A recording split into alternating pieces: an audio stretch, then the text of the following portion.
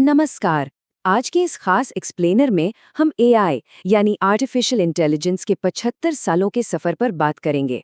हम देखेंगे इसकी कामयाबियां, नाकामियां और वो 5 बड़े तकनीकी भूचाल जिन्होंने हमारी दुनिया को हमेशा के लिए बदल कर रख दिया। तो चलिए इस सफर की शुरुआत करते हैं। आगे बढ़ने से पहले एक नज़र डालते हैं आज के हमारे रोड मैप पर। हम बात करेंगे एआई विंटर्स की, फिर डीप ब्लू, भाषा और दृष्टि पर एआई की जीत, अल्फागो का एलियन अंतर्ज्ञान, चैट जीपीटी की क्रांति और अंत में एआई युग के भविष्य की। चलिए समझते हैं कि मशीनें बोर्ड गेम्स जीतने से लेकर करोड़ों लोगों के साथ एकदम इंसानों जैसी बातचीत करने तक कैसे पहुंची।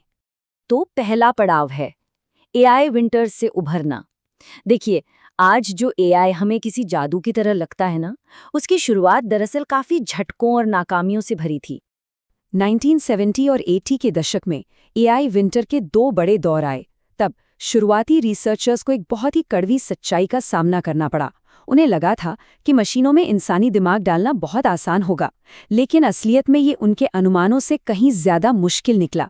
फंडिंग पूरी तरह सूख गई थी, कई कंपनियां डूब गईं और इस पूरी तकनीक पर ही सवालिया निशान लग गए थे। हमारा दूसरा पड़ाव डीप ब्लू का गणना पर कब्जा। चलिए सीधा 1997 में चलते हैं। ये वो साल था जब दुनिया ने पहला असली तकनीकी भूचाल देखा।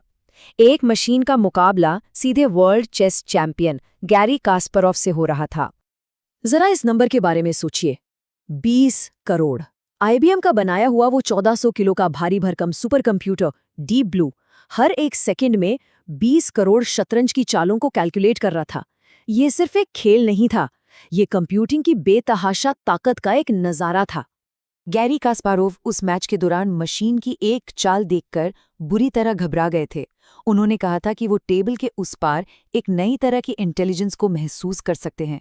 उन्हें लगा कि शायद पर्दे के पीछे कोई इंसान मशीन की मदद कर रहा है, क्योंकि वो चाल एक बहुत गहरी रणनीतिक सोच का इशारा कर रही थी।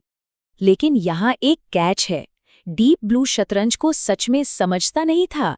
इसे कहते हैं नैरो एआई, मतलब एक ऐसी मशीन जो किसी एक खास काम में तो उस्ताद है, लेकिन बाकी हर चीज में एकदम जीरो।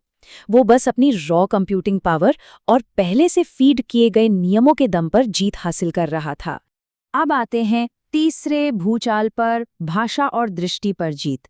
कहानी आगे बढ़ती है 2011 और 12 के सालों में। अब चुनौती शतरंज के गिने चुने नियमों की नहीं थी, बल्कि इंसानी दुनिया की उलझी हुई हकीकत को समझने की थी। जरा सोचिए, शतरंज के गणितीय नियमों से निकलकर जियोपार्डी जैसे टीवी गेम शो को जीतना कितनी बड़ी बात है। इस शो में सीधे सवाल नहीं होते, बल्कि डबल मीनिंग बातें, मुहावरे और सांस्कृतिक चीजें होती हैं।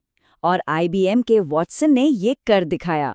मशीनें पहली बार इंसानी भाषा के विशाल डेटाबेस को खंगालकर सही जवाब का अनुमान लगा रही थीं। जियोपार्डी के अब तक के सबसे बड़े चैंपियन केन जेनिंग्स जब वॉटसन से बुरी तरह हारे, तो उन्होंने स्क्रीन पर मजाक में लिखा, मैं हमारे नए कंप्यूटर आकाओं का स्वागत करता हूं। ये एक बहुत बड़ा सिग्नल था कि एआई ने अब ज्ञान और भाषा की दुनिया में अपने कदम मजबूती से जमा लिए हैं। वॉटसन तो भाषा से निपट रहा था, लेकिन 2012 में एक और बड़ा धमाका हुआ, जो शायद और भी ज्यादा अहम था। एलेक्सनेट नाम के सिस्टम ने 3 चीजों का गजब का तालमेल बिठाया: नए एल्गोरिथम, विशाल डेटा और जीपीयू यानी सुपरफास्ट हार्डवेयर। नतीजा, तस्वीरों को पहचानने में मशीनों की गलती सीधे आधी रह गई। और यहीं से जन्म होता है डीप लर्निंग का, मतलब मशीन को खुद ब खुद सीखने देना। हाथ से नियम लिखकर देने के बजाय बस ढेर सारा डेटा डाल दो और मशीन को खुद पैटर्न ढूंढने दो। ये एक ऐसा गेम चेंजर साबित हुआ जिस पर आज की लगभग हर बड़ी एआई छलांग टिकी हुई है। हमारा चौथा पड़ाव, अल्फागो और एलियन अंतर्ज्ञान। चलिए तेजी से 2016 में चलते हैं। अब मैदान था गो नाम का एक प्राचीन बोर्ड गेम। पता है, इस खेल में ब्रह्मांड के सभी परमाणुओं से भी ज्यादा मुमकिन चालें होती हैं। 10,000 में सिर्फ एक। ये कोई मनगढ़ंत आंकड़ा नहीं है। अल्फागो ने खुद ये अनुमान लगाया था कि कोई इंसान मूव 37 चलेगा, इसकी संभावना सिर्फ 10,000 में एक है। ये एक ऐसी जीनियस चाल थी जिसने 2500 साल पुरानी पारंपरिक रणनीति की धज्जियां उड़ा दी। सबको लगा कि मशीन में इंसानों जैसी इंट्यूशन आ गई है, लेकिन सच तो इससे भी ज्यादा चौंकाने वाला था। रीइंफोर्समेंट लर्निंग के जरिए खुद के साथ करोड़ों बार खेलकर मशीन ने एक पूरी तरह से एलियन रणनीति बना ली थी। एक ऐसी सोच जो इंसानों के दिमाग में 25 सदियों में कभी आई ही नहीं। गो के लेजेंडरी खिलाड़ी ली सेडोल इस हार से इतने टूट गए थे कि वो रो पड़े और बाद में खेल से संन्यास ले लिया।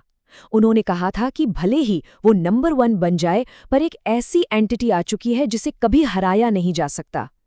इंसान और मशीन के बीच की लकीर अब सच में बहुत नाटकीय रूप से बदल चुकी थी। 5वां भूचाल, चैट जीपीटी ने दुनिया बदल दी।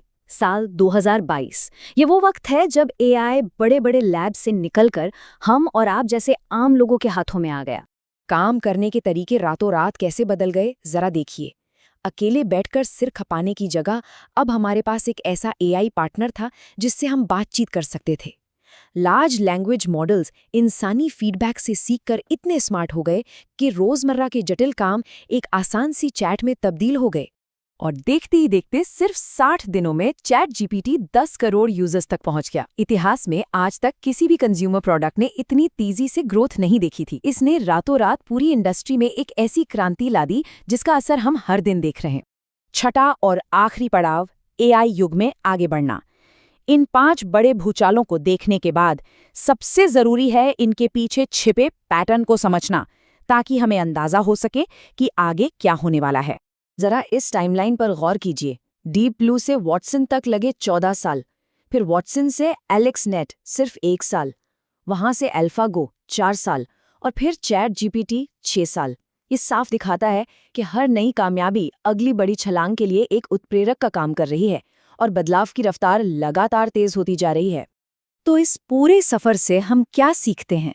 पहली बात, भले ही ये सिस्टम कितने भी स्मार्ट दिखें, जनरल एआई यानी इंसानों जैसी पूरी समझ अभी इनमें नहीं है। दूसरी बात, इस खेल में सिर्फ एल्गोरिदम ही नहीं बल्कि भारी भरकम डेटा और कंप्यूटिंग पावर भी उतने ही जरूरी हैं। और सबसे अहम बात, तकनीक हमेशा हमारी सोच से कहीं तेज भागती है और समाज अगली बड़ी चीज के लिए कभी भी पूरी तरह तैयार नहीं होता। हम उम्मीद करते थे कि मशीनें शतरंज खेलेंगी, उन्होंने किया। अब हम उम्मीद करते हैं कि वो हमारे सवालों के जवाब देंगी, और वो भी हो रहा है। हर भूचाल के बाद हमारी उम्मीदें एक नए स्तर पर पहुंच जाती हैं। तो सबसे बड़ा सवाल ये है, आगे क्या? ज्ञान की इस तेज रफ्तार यात्रा को देखते हुए क्या हम सब उस अपरिहार्य छठे भूचाल के लिए तैयार हैं जो बस आने ही वाला है?